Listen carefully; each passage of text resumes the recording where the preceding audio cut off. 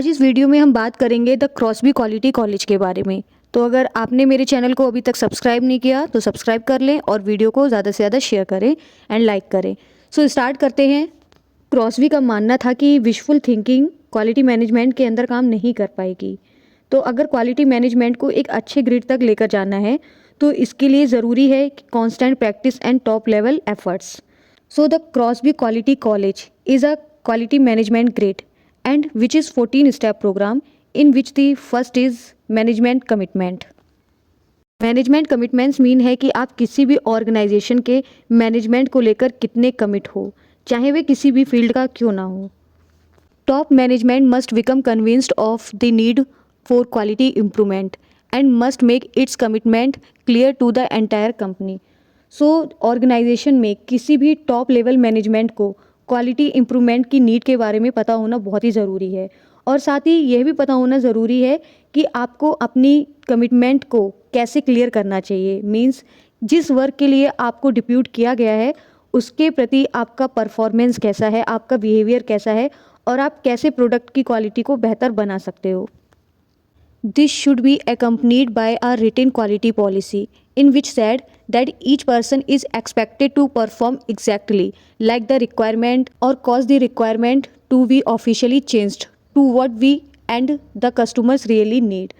So according to Crosby organization की written quality policy होनी चाहिए और written quality policy में ऐसा कहा जाना चाहिए कि each person को जो भी requirement है उसके according परफॉर्म करना चाहिए और ऐसी उनसे एक्सपेक्टेशन की जाती है या फिर रिक्वायरमेंट को ऑफिशियली चेंज करके वैसा बनाया जाए जैसा कि हमें या फिर कस्टमर को नीड है।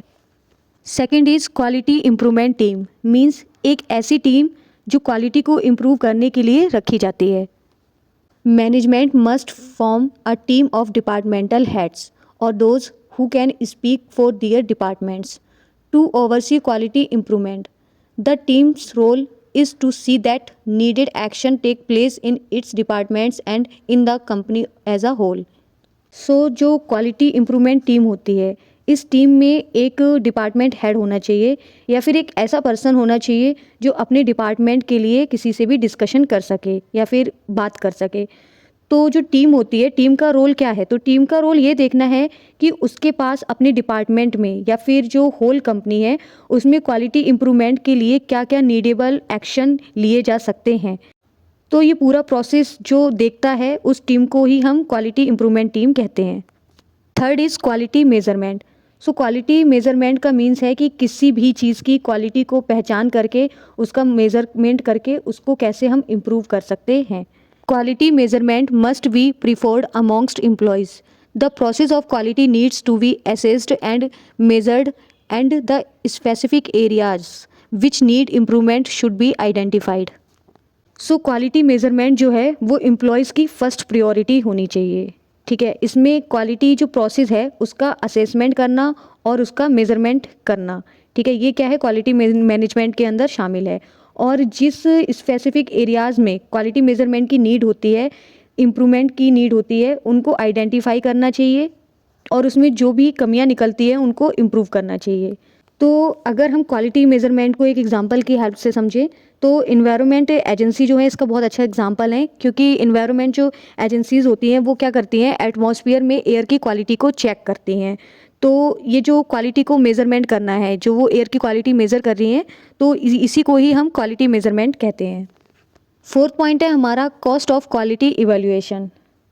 The controller office should make an estimate of the cost of quality to identify areas where quality improvements would be profitable. This can be developed as a new business scenario with multiple costs and benefits. So cost of quality evaluation का means है quality का मूल्यांकन की जो cost है उससे। सो Crosby के according किसी भी ऑर्गेनाइजेशन में क्वालिटी की कॉस्ट का एस्टिमेट या फिर कंक्लूजन कंट्रोल ऑफिस को करना चाहिए, बिकॉज जो कंट्रोलर होते हैं वो मैनेजर के वर्क को एनालिसिस करते हैं और जो भी कॉस्ट होती है, प्रॉफिटेबल कॉस्ट होती है, उनको एनालिसिस करते हैं और ऐसे एरियाज़ को आइडेंटिफाई करते हैं जहाँ से क्वालिटी इम्प्रूवमेंट प्रॉफिटेबल हो। तो ऐसी जो मल्टीपल कॉस्ट होती हैं और बेनिफिट्स होते हैं उनके साथ एक न्यू बिजनेस सिनेरियो के फॉर्म में डेवलप किया जा सके। Fifth point is quality awareness. Quality awareness must be raised among employees. They must understand the importance of product conformance and the cost of non-conformance. These messages should be carried by supervisors after they have been trained and through such media as films, booklets and posters. So quality awareness का means होता है employees के बीच product quality improvement या फिर quality को लेकर जागरूकता. So quality awareness का मीन्स एम्प्लॉयज़ के बीच प्रोडक्ट क्वालिटी के इम्प्रूवमेंट को लेकर जागरूकता से है. एम्प्लॉयज़ को प्रोडक्ट कन्फॉर्मेंस की इम्पोर्टेंस को और जो नॉन कन्फॉर्मेंस होता है उसकी कॉस्ट को समझना चाहिए. दैट्स मीन प्रोडक्ट कैसा होना चाहिए और कैसा नहीं होना चाहिए. तो किसी भी ऑर्गेनाइजेशन में क्वालिटी अवेयरनेस से जुड़ी हुई जितनी भी इंफॉर्मेशन होती हैं उनको एम्प्लॉयज़ के बीच सुपरवाइज़र के थ्रू पहुंचाया जाता है. और ये जो सुपरवाइज़र होते हैं ये ट्रेंड होते हैं उस चीज़ को लेकर. एंड इसके अलावा जो फिल्म्स होती हैं, बुकलेट्स होते हैं, पोस्टर्स होते हैं, उनके थ्रू भी ब्रॉडकास्ट करना चाहिए. 6 है हमारा करेक्टिव एक्शन. तो जब हम quality measurement and quality evaluation के थ्रू एम्प्लॉयज़ के बीच इम्प्रूवमेंट के लिए कुछ भी डिस्कशन करते हैं तो उनमें जो भी आइडियाज़ होते हैं उनको सुपरवाइजरी लेवल पर डिस्कस करना और इम्प्रूवमेंट के लिए डिसीजन लेना ही करेक्टिव एक्शन है. Corrective action is an improvement or series of improvements to an organization business process and procedure to correct the root cause of a non conformance and to prevent their recurrence.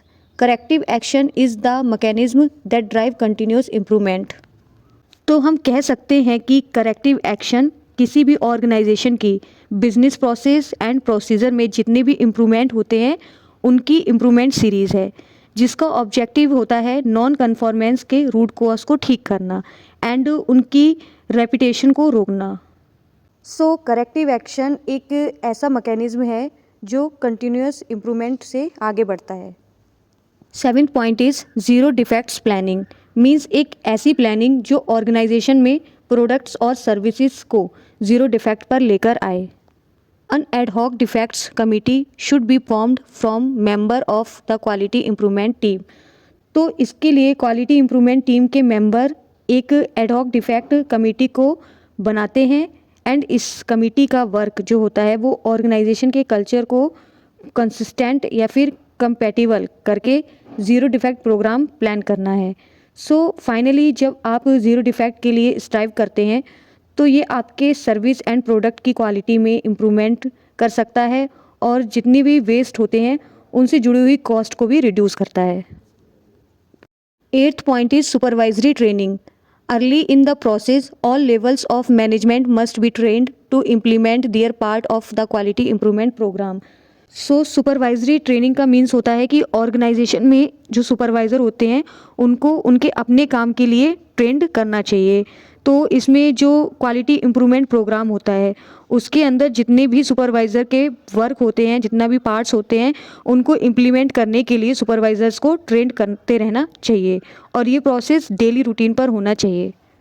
9 point is zero defects day. Zero Defects Day is ensure that everyone in the organization is aware of the plans and philosophies in place of eliminate defects. On this day, managers and supervisors come together to discuss the plans for zero defects, ensuring every is on the same page. So zero defect day यह ensure कराता है कि किसी भी organisation में all employees को defects को eliminate करने के लिए जितने भी प्लान्स बनाए जाते हैं या फ़िलॉसफीज़ होती हैं उनसे अवेयर होना चाहिए. तो इस दिन ऑर्गेनाइजेशन में जो मैनेजर्स हैं एंड सुपरवाइज़र्स हैं उनको ज़ीरो डिफेक्ट से रिलेटेड जितने भी प्लान्स हैं या जो भी डिस्कशन किए गए हैं उनसे अवेयर रहना चाहिए और डिस्कस करना चाहिए. साथ ही यह भी इंश्योर करना चाहिए कि एवरीवन जो है वो सेम पेज पर ही रहे. मीन्स कि जो भी डिस्कशन हुआ है उसी पर काम करे. 10th है हमारा गोल सेटिंग. सो गोल सेटिंग का मीन्स होता है ऑर्गेनाइजेशन में क्वालिटी इम्प्रूवमेंट के लिए गोल सेट करना. तो क्रॉसबी के अकॉर्डिंग ऑर्गेनाइजेशन में एक क्वालिटी पॉलिसी होनी चाहिए जिसके लिए एवरी पर्सन कमिटेड हो. तो इस कमिटमेंट्स को एक्शन में बदलने के लिए जितने भी इंडिविजुअल्स हैं उन्हें अपने और अपने ग्रुप के लिए गोल इस्टेब्लिश करने चाहिए. तो ये गोल इस्टेब्लिश करने के लिए सुपरवाइज़र को अपने लोगों से मिलना चाहिए और उनके साथ मिलकर ऐसे गोल सेट करने चाहिए जो स्पेसिफिक एंड मेजरेबल हों। तो एक स्पेसिफिक गोल सेट करने के लिए हर एक एरिया में गोल लाइन पोस्ट की जानी चाहिए एंड गोल को प्रोग्रेस में लाने के लिए मीटिंग्स करनी चाहिए, मीटिंग्स को प्लान करना चाहिए। तो यहाँ पे गोल लाइन का मीन है कि एक ऐसा फाइनल रिजल्ट जिस पर ऑल इंडिविजुअल्स को परफॉर्म करना होता है। 11th पॉइंट है हमारा एरर्स कॉज रिमूवल, मीन्स जितने भी एरर्स होते हैं उनको रिमूव करने के लिए कॉज को फाइंड आउट करना। Employees should be encouraged to inform management of any problems that prevent them from performing error-free work. Employees need not do anything about these problems themselves. They should simply report them. Reported problems must then be acknowledged by management within 24 hours. So employees को किसी भी problem के बारे में management को inform करने के लिए इनकरेज करना चाहिए, क्योंकि जो प्रॉब्लम्स होती हैं वो हमें एरर फ्री वर्क परफॉर्म करने से रोकती हैं। सो एम्प्लॉयज़ को इन प्रॉब्लम्स के सॉल्यूशन के लिए सेल्फ एक्शन नहीं लेना चाहिए, बस उन प्रॉब्लम्स को पहचान कर उनको आइडेंटिफाई करके अपने सुपरवाइज़र को या अपने मैनेजर को रिपोर्ट करना चाहिए या फिर मैनेजमेंट को रिपोर्ट करना चाहिए। एंड मैनेजमेंट की रिस्पॉन्सिबिलिटी है कि वो 24 आवर्स के अंदर इस रिपोर्ट को एक्नॉलेज करे। 12th पॉइंट है recognition. Public non financial appreciation must be given to those who meet their quality goals और perform outstandingly. So recognitions mean होता है identity. So according to Crosby जो रिकॉग्निशंस होता है वो publicly and non financially appreciation होता है और ये ऑर्गेनाइजेशन में ऐसे लोगों को दिया जाना चाहिए जो अपने क्वालिटी गोल्स को टाइम टू टाइम कंप्लीट करते हैं और आउटस्टैंडिंग परफॉर्म करते हैं। Quality councils experiences of quality professionals and team chairperson should meet regularly to share problems and ideas. So group of senior management within organization plan, implement, facilitate and monitor the quality process. So quality councils में जितने भी quality professionals होते हैं और जो team के chairperson होते हैं उनके एक्सपीरियंस को, प्रॉब्लम को और उनके जो भी आइडियाज़ होते हैं उनको क्या करते हैं वो एक दूसरे के साथ शेयर करते हैं। सो ऑर्गेनाइजेशन के अंदर जितने भी सीनियर मैनेजमेंट लेवल के ग्रुप होते हैं वो क्या करते हैं, क्वालिटी प्रोसेस को प्लान करते हैं और उन्हें इम्प्लीमेंट भी करते हैं और साथ ही जितनी भी फैसिलिटीज़ होती हैं उनको भी प्रोवाइड कराते हैं और इसके साथ जितने भी क्वालिटी प्रोसेस होते हैं उनको मॉनिटर भी करते हैं। Do it all over again. To emphasise the never ending process of quality, the programme step 1 to 13 must be repeated. This renews the commitment of old employees and brings new ones into the process. So do it all over again. सब कुछ फिर से दोहराया जाए। Means quality को ऐसे process पर emphasise करना चाहिए जो कभी फिनिश ना हो।